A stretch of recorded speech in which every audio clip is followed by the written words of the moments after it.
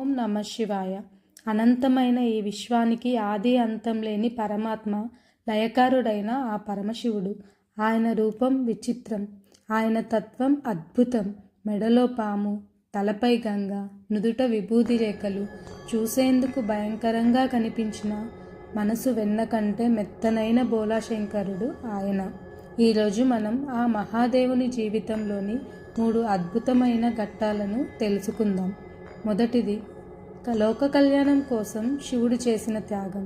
ఒకానొక సమయంలో దేవతలు అసురులు కలిసి అమృతం కోసం పాల సముద్రాన్ని మతించారు. కానీ అమృతం కంటే ముందుగా లోకాలను దహించి వేసే హాలాహలం అనే భయంకరమైన విషం పుట్టింది. ఆ విషాగ్ని సెగలకు సృష్టి అంతా అల్లకల్లోలమైపోయింది. దిక్కుతోచని దేవతలు కైలాసవాసుని శరణు వేడారు. అప్పుడు ఆ దయామయుడు భయపడకండి అంటూ తన అరచేతిలోకి ఆ విషాన్ని తీసుకొని అమృతంలా తాగేశాడు. అది చూసి భయపడిన పార్వతీదేవి ఆ విషం కడుపులోకి వెళ్తే లోపల ఉన్న ప్రాణకోటికి హాని జరుగుతుందని శివుని కంఠాన్ని గట్టిగా పట్టుకుంది. ఆ విషం అక్కడే ఆగిపోయి శివుడు గొంతును నీలం రంగులోకి మార్చేసింది. అందుకే ఆయన నీలకంఠుడు అయ్యాడు. తన గొంతు మండుతున్న లోకాన్ని రక్షించిన మహాత్యాగి మన శివుడు. రెండవది, ఆయన అహంకారాన్ని ఎలా అణిచివేస్తాడో చెప్పే గంగాధరుని కథ. తన పితృదేవతల పాపాలను కడగడానికి భగీరథుడు గంగను భూమికి తీసుకురావాలని తపస్సు చేశాడు. గంగ స్వర్గం నుండి భూమికి రావడానికి అంగీకరించింది. కానీ ఆమె మనసులో ఒక గర్వం ఉండేది. నేను ఎంత ఎత్తు నుండి పడితే భూమి నా వేగాన్ని భరించలేదు, ముక్కలైపోతుంది అని గర్వంతో విర్రవీగింది. భగీరథుని ప్రార్థన మేరకు శివుడు రంగంలోకి దిగాడు. గంగ ఆకాశం నుండి ఉధృతంగా శివునిపై దూకింది. కానీ మహాదేవుడు తన జుట్టును విప్పి ఆ జల ప్రవాహాన్ని తన తలపైన బంధించాడు. గంగ ఎంత ప్రయత్నించినా శివుని జుట్టు నుండి బయటకు రాలేకపోయింది. చివరకు తన గర్వం తప్పని తెలుసుకొని గంగమ్మ శాంతించింది.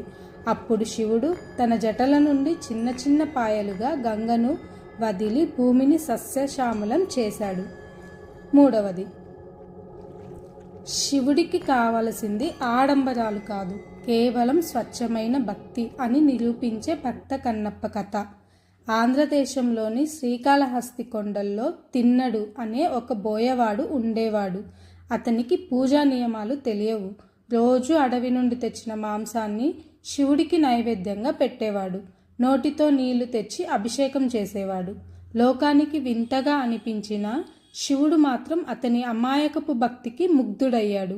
ఒకరోజు శివుడు అతడిని పరీక్షించాలనుకున్నాడు. లింగం కంటి నుండి రక్తం కారేలా చేశాడు. అది చూసి తట్టుకోలేకపోయిన తిన్నడు తన కంటిని అమ్ముతో పెకిలించి లింగానికి పెట్టాడు. రెండో కంటి నుండి కూడా రక్తం రాగానే ఏమాత్రం ఆలోచించకుండా తన రెండో కన్ను కూడా తీసి ఇవ్వడానికి సిద్ధపడ్డాడు. అప్పుడు మహాదేవుడు ప్రత్యక్షమై అతడిని ఆలింగనం చేసుకుని కన్నప్ప అని పిలిచాడు. భక్తికి భాష లేదు, పద్ధతి లేదు, కేవలం మనసుంటే చాలని ఈ కథ మనకు చెబుతుంది. చూశారుగా, శివుడు లయకారుడే కాదు, కరుణా సముద్రుడు కూడా. ఆయన మన హృదయంలో కొలువై ఉన్నాడు. ఈ కథలు విన్నప్పుడు మనలో ఉండే గర్వం తగ్గి సేవాభావం, భక్తి పెరుగుతాయి. ఓం నమ శివాయ.